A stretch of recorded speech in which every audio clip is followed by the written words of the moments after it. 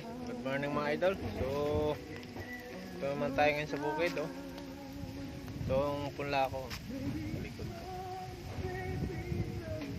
So, di maganda panahon yun dahil may bagyong parating. So, hindi maganda sa sibuyas to.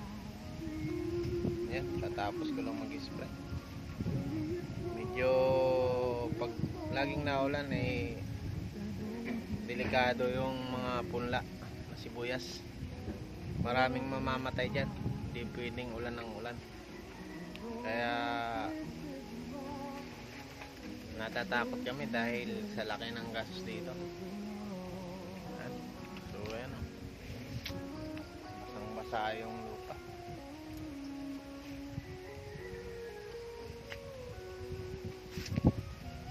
Puro buki rin yan.